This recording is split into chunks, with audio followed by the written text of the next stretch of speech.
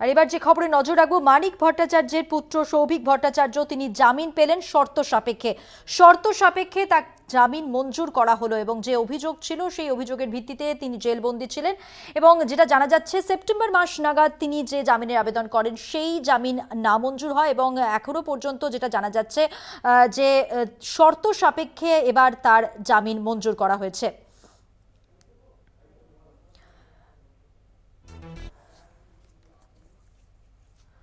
শর্ত সাপেক্ষে জামিন মঞ্জুর সৌভিক ভট্টাচার্যের, মানিক ভট্টাচার্যের ছেলে সৌভিক ভট্টাচার্য, শর্ত সাপেক্ষে তার জামিন মঞ্জুর করা হয়েছে।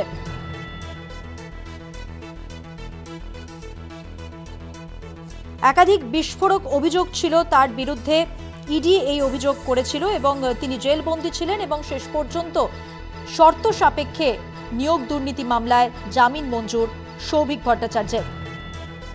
বিস্তারিত তথ্য তুলে ধরবেন আমাদের প্রতিনিধি পল্লব চট্টোপাধ্যায়। পল্লব, আসলে সৌভিককে আজকে জামিন দেওয়ার মূল এটাই হচ্ছে যে টেকনিক্যাল যে বিষয়গুলো আছে সেই বিষয়গুলো সঠিকভাবে অনুসরণ না করে তাকে হেফাজতে নেওয়া হয়। এটাই সুপ্রিম কোর্টের অবজারভেশন এইটা, এবং সেই কারণে বেল দিলেও নিম্ন আদালতকে অর্থাৎ পিএমএলএ কোর্টকে যেটা বলা হয়েছে যে উপযুক্ত শর্ত সাপেক্ষে যেন তাকে জামিনটা দেওয়া হয়। আর আরেকটা বিষয় হচ্ছে এদিনের শুনানির শেষ দিকে মানিক ভট্টাচার্যের জামিনের আবেদনের বিষয়টা ওঠে।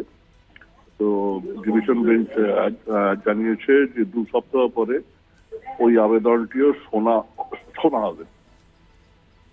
ধন্যবাদ। কথা বললাম আমাদের প্রতিনিধি পল্লব চট্টোপাধ্যায়ের সঙ্গে।